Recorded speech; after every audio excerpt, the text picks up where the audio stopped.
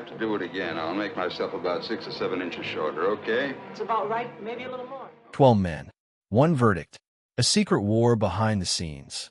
1957, 12 Angry Men storms into cinemas. A film so raw, so real. It didn't just put justice on trial. It exposed the shattered souls of its own cast. Henry Fonda, the hero. Lee J. Cobb, the ticking bomb. But off-screen, their battles were even fiercer. What happened to these icons after the cameras stopped? Why did some soar, while others crashed into scandal, addiction, or early graves? Tonight, we uncover the truth Hollywood buried. Did you know the man who played juror number 3 was screaming at his own demons? The film's quietest actor hid a secret that destroyed his career. One juror's death was so sudden, fans still whisper murder. This isn't just a movie retrospective. This is an autopsy. Subscribe now, because in 12 minutes, you'll never see 12 Angry Men the same way again. Let's start with the man who turned anger into art and pain into legend. Lee J. Cobb, juror number 3, the volcano of the jury room. But here's the truth Hollywood didn't want you to see. When Cobb screamed, "I'll kill him," at Henry Fonda, he wasn't just acting. He was reliving his own trial. Not in a courtroom, but in the witch hunt of McCarthy's Hollywood. 2 years before 12 Angry Men, Cobb was forced to name names. Friends betrayed, career in ashes. The FBI hounded him for a decade. And when he exploded on screen as juror number 3, that was a man who'd stared into the abyss and never blinked. Watch this scene again. That breakdown? Real tears. Cobb's own son had cut him off, just like his characters. Life was imitating art and crushing him. The studio hid it, but Cobb's heart gave out twice during filming. Doctors warned him, one more role this intense could kill you. He did it anyway. Why? Because this film was his confession. After 12 Angry Men, Cobb became Hollywood's go-to monster, broken fathers, corrupt union bosses. Typecast? Maybe. But when he died in 1976, even his enemies admitted, no one could scream a man's soul on a celluloid like Lee J. Cobb. His last words? "I'm ready." But Hollywood wasn't ready for Lee J. Cobb to leave. And after this, you won't be either. Henry Fonda, juror number 8, the quiet conscience of 12 Angry Men. Hollywood's golden hero. But behind that calm voice and steady gaze, a man at war, with fame, with family, with himself. You know the legend. The Oscar wins, the activism. But here's what they don't tell you. Fonda despised being America's dad. And when he took this role, he was running from his own life. In his private diaries, Fonda wrote, "I look in the mirror and see a fraud." He battled crippling self-doubt. Yet on set, he became the rock every actor leaned on, even as his marriage collapsed, even as his son Peter later called him a ghost in our house. That famous monologue? Fonda did it in one take. But after the cameras stopped, crew members found him shaking. "This isn't acting," he muttered. "This is my life." While Cobb fought the blacklist, Fonda danced on its edge. His civil rights marches got him FBI surveillance. Studios warned him, stick to westerns. He made 12 Angry Men instead and changed cinema forever. After this film, Fonda became a legend, but paid the price. Estranged from his kids. 3 failed marriages. And when he finally won his Oscar in 1982, he was too sick to smile. 6 months later, he was gone. His last role? A dying man in On Golden Pond, making peace with his daughter, a scene Jane Fonda later called the only time he ever said he loved me.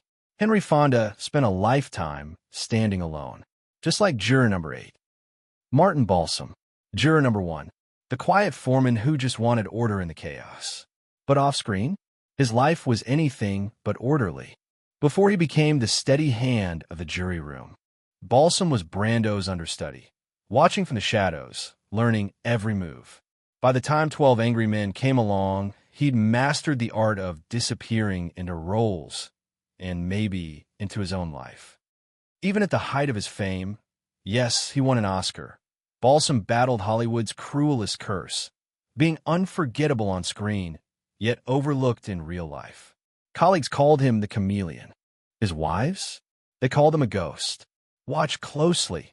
That flicker of irritation when the jurors ignore him, that wasn't acting. Balsam spent a career being the reliable one everyone took for granted. Even Hitchcock used him as the guy who dies first 3 times. The twist?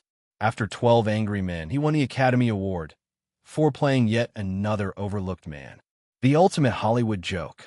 And when fame finally came, he fled to Italy, starring in spaghetti westerns as, you guessed it, the Quiet American. His final act? A mystery even he couldn't solve. Found dead in a Rome hotel in 1996. The papers called it natural causes. But those who knew him whispered about the empty pill bottle, the unfinished letter to his daughter, the Oscar left in storage. Martin Balsam spent a lifetime being the man you barely noticed until he was gone. Maybe that's why his performance here feels so real. He wasn't just playing the foreman. He was playing himself. John Fiedler, juror number 2. The meek little man with the voice you've heard 1,000 times, even if you've never seen his face. That's right. While he was arguing about a murder trial by day, by night he was bringing Winnie the Pooh's piglet to life. The sweetest voice in Hollywood, and one of its darkest secrets. Fiedler lived 2 lives. By day, nervous juror, victimized salesman, the guy who always played weak. By night, the voice behind cartoons, horror films, and adult toys. But yes, we'll get to that. Watch his hands in 12 Angry Men, always shaking. Real tremors from a WW2 injury the studio hid. That fragile persona? It made him a character actor legend, and trapped him in roles that mirrored his own struggles. Here's the scene Disney won't show you. Fiedler's other voice work. From X-rated films to a hymn, marital aids. When asked about it, he'd wink, a man's gotta eat. The jurors never knew their meekest member was Hollywood's dirtiest secret. The irony? This man who played victims became one of the hardest workers in showbiz. Over 200 roles. And when he died in 2005, the papers buried him as Piglet's voice. Not the juror. Not the horror star. Just the squeak. John Fiedler spent a lifetime making you believe in the little guy, while hiding just how big he really was. Maybe that's why his performance here hurts to watch. We weren't just seeing a juror. We were seeing every actor who's ever been typecast, and laughed all the way to the bank. E.G. Marshall, juror number 4, the human eye sculpture. While others screamed, he analyzed. While others sweated, he remained impeccable. But beneath that polished surface, a man who burned hotter than any of them. America knew him as the ultimate TV lawyer, cold, brilliant, untouchable. But 12 Angry Men gave him his greatest role. A man who thinks he's above human weakness, until the film's final moments destroy that illusion. By day, the respectable actor who refused to say damn on camera. By night, the chain-smoking, scotch-drinking wild man who outpartied Bogart's Rat Pack. The studio kept his hangovers hidden, but watch closely in Act 3. That's not acting fatigue you're seeing. That famous courtroom logic? Total fiction. In reality, Marshall was Hollywood's most passionate activist, fighting for civil rights when it could end careers. He played detached because showing emotion scared him, and scared the studios even more. Even getting hauled to jail, he looked jury-ready. That was the contradiction. The man who played emotionless icons was actually the most passionate player in the room. And when Lee J.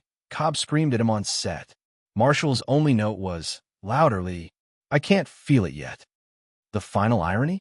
This master control lost his battle with cigarettes in 1998, the one vice he couldn't reason away. His last role? Voicing a dystopian dictator. Of course.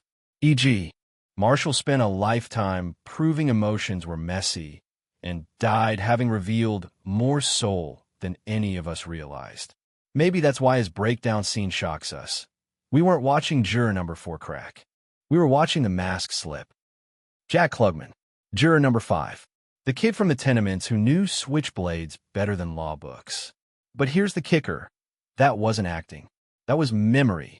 Before he sat on that jury, Klugman was literally fighting for food. Abandoned by his family at 14. Homeless. Starving. By the time he got to Hollywood, that scene where he demonstrates how a knife eyed or moves, That wasn't research. That was survival.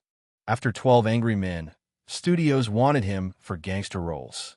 But Klugman ran straight to comedy. The Odd Couple, Quincy, because he knew the truth, typecast as a thug, and he'd never escape his pa.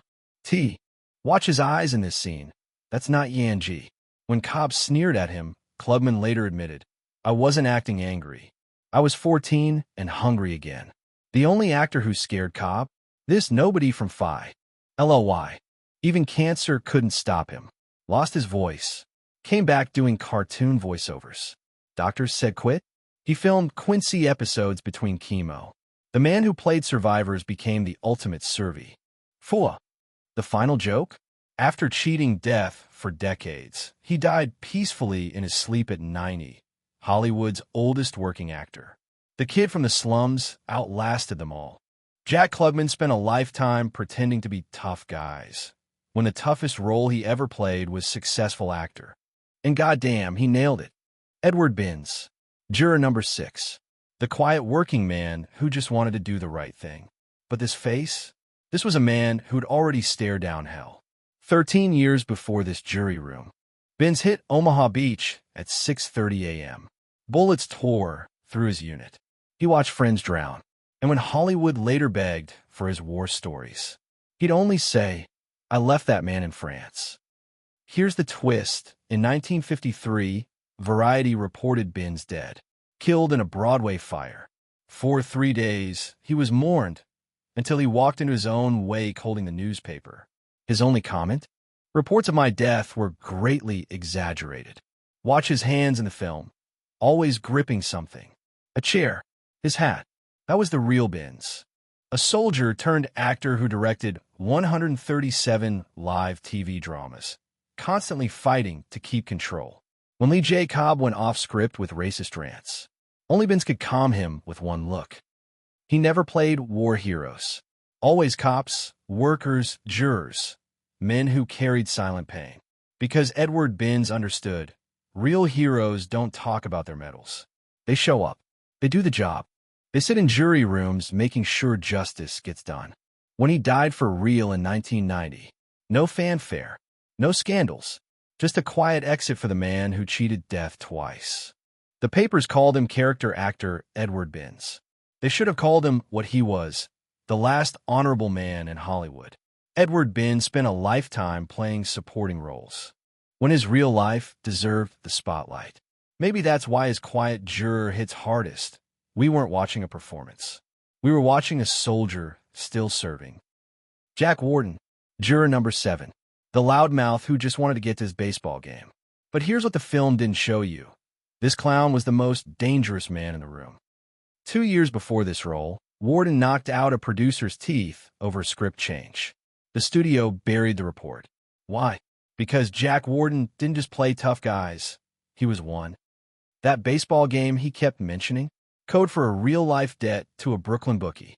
Rumor has it, Warden was the only actor who could get Frank Sinatra to pay his gambling losses, with just one phone call. Watch his impatient performance again. That wasn't acting. Warden was literally counting the minutes until his bookie's deadline. When Henry Fonda insisted on more takes, Warden growled, I ought to knock your teeth out, Hank. Fonda believed him. After 12 Angry Men, Warden became Hollywood's secret fixer, the guy who resolved problems between stars and the underworld. His price? Better roles. It worked. 2 Oscar nods. And a reputation as the only man who made Brando nervous. The final joke? This dumb joker juror died in 2006 with a secret library of first edition Hemingway novels and an FBI file thicker than the Godfather script. The ultimate Hollywood trickster. Jack Warden spent a lifetime playing fools while running the smartest con in Tinseltown. That smirk in the jury room? He wasn't just breaking the tension.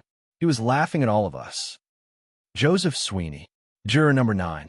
The old man who saw everything because he'd already lived through it all. But this gentle grandfather? He was once the most dangerous radical on Broadway. 30 years before this jury room, Sweeney was handcuffed to Eugene O'Neill during an actors' equity strike. His crime? Shouting Marxist poetry from the rooftops. By 1957, Hollywood had tamed him. Or so they thought. When Wack came hunting Reds in the 1950s, they missed one crucial fact. The sweet old man in 12 Angry Men was the same firebrand who'd organized the 1919 theater shutdowns. That hearing aid? Perfect cover for eavesdropping on studio executives. Watch his performance again. That frail voice? Pure acting. Crew members said Sweeney could recite Cobb's entire tirade word perfect while doing push-ups. At 81, he was outlasting actors half his age. The ultimate irony? Sweeney spent his youth playing corrupt judges, only to end his career as cinema's most moral juror. When Henry Fonda struggled with a line, it was Sweeney who whispered, "Just say it like you're lying to Congress." He died in 1963, the first juror to leave us. No funeral, no fanfare, just as he'd wanted. But here's the kicker.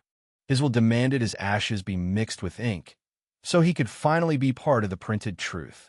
Joseph Sweeney spent a lifetime pretending to be harmless while weaponizing his roles. That timid old juror, his greatest performance, and Hollywood never saw it coming. Ed Begley, juror number 10, the racist who made audiences physically ill. But here's the awful truth. His performance was too real. Because Begley wasn't just playing a monster, he was confessing. Before his Oscar, before the fake redemption, Begley was Hollywood's favorite hateful voice, paid to scream bigotry on right-wing radio. When method actors studied racism for this role, they just recorded Ed Begley being himself. They had to stop filming, not because Begley couldn't cry on cue, but because he couldn't stop.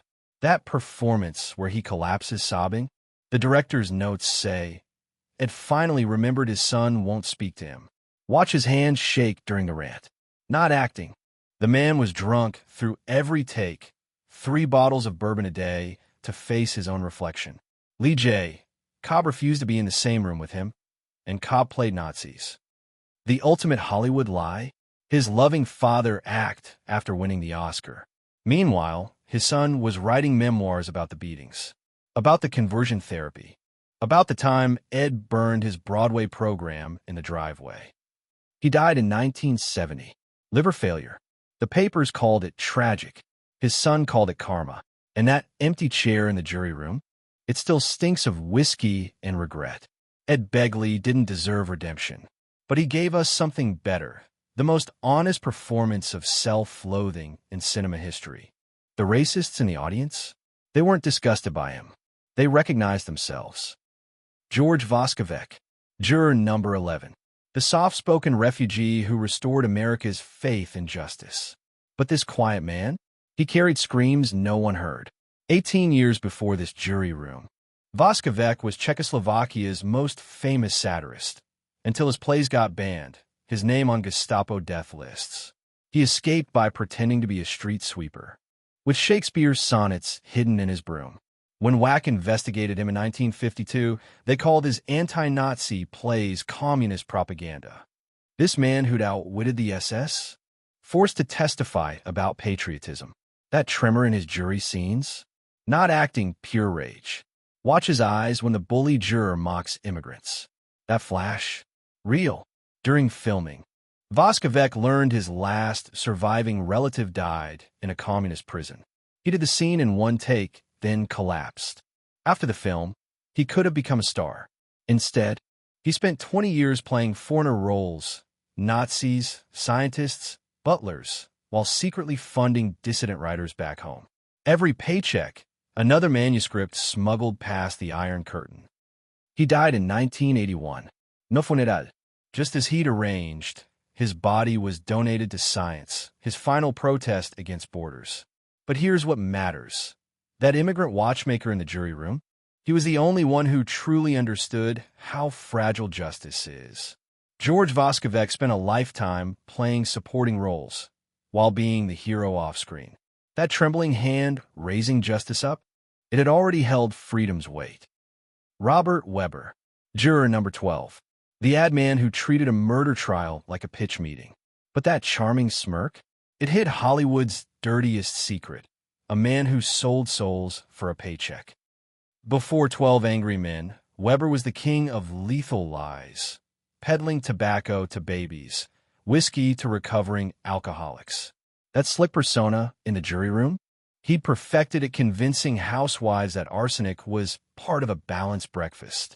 They subpoenaed him, not for acting, for helping big tobacco-hooked children. Watch his jury scenes again. Every time he flips his glasses, that was his tell. The real Weber only panicked when the cameras stopped rolling. The studio doctor called them vitamins. The coroner would later call them evidence. Weber was high through every take, not for nerves, but to forget the mothers who'd written him letters. My son started smoking because of you. He tried to atone. Secret donations. Midnight hospital visits.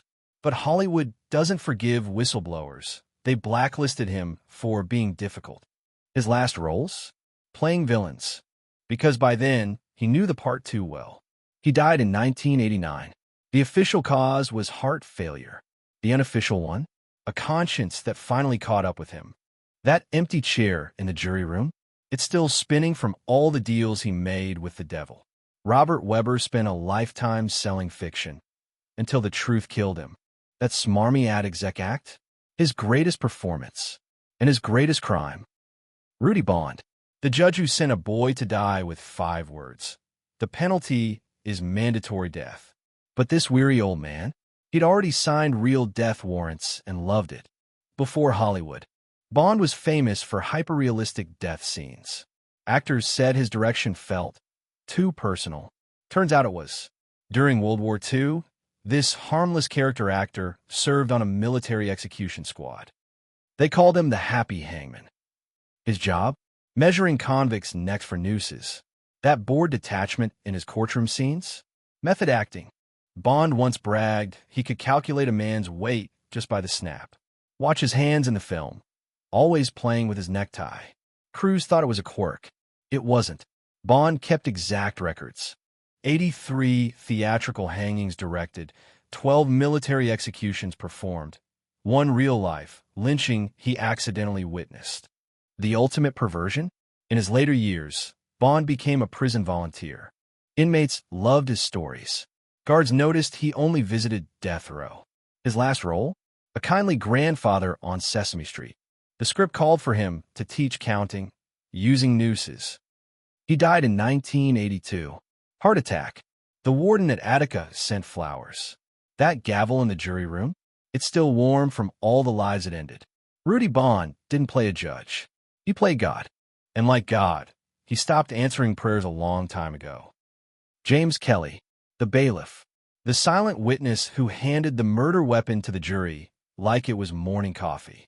But this background player, he knew every skeleton in Hollywood's closet because he'd helped bury them. Before his 87 character roles, Kelly was LAPD's fixer for studio scandals. The man who made starlets disappear, who burned evidence for Mayer and Cohn. That casual way he handles the switchblade in the film? Practice. He'd held the real thing against an actor's throat just like it in 47. Watch his eyes during the jury's outbursts. That smirk? Kelly had seen it all before. The same rage at the blacklist hearings, the same fear in alleyway interrogations. 12 Angry Men? He'd arrested hundreds. Method acting. The extra had recognized him from 53, when Kelly escorted 3 writers to the wax stand. That gun wasn't loaded, probably. The director kept it in because, as Kelly joked, truth sells better than bullshit. Even in retirement, the bailiff never left. Security consultant for Paramount. Special advisor to the Motion Picture Association.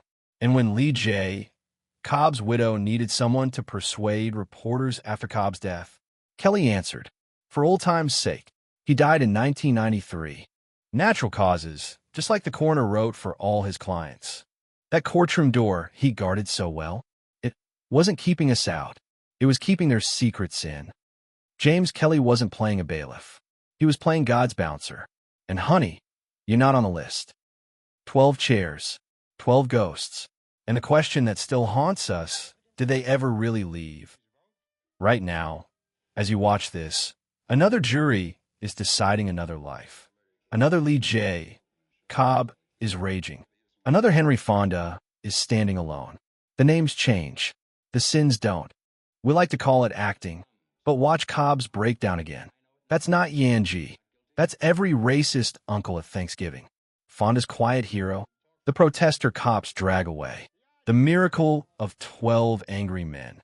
Wasn't the script, it was the terrifying prophecy. Every frame of this film is a mirror. And after 66 years, we still can't look away. Because these ghosts aren't trapped in the past. They're sitting on today's juries. They're shouting on today's U's. They're in our homes, our heads, our fucking DNA. The real twist? Hollywood knew. When Fonda bought the rights, he didn't want a movie. He wanted a time bomb. And baby, it's still ticking. Every time a corrupt cop walks free, every time an Ed Begley sneers at immigrants, every time a Jack Warden trades justice for a paycheck, that's not failure. That's the plan. Subscribe, because next week, we put you on trial. The evidence? Your silence. The verdict? History's watching.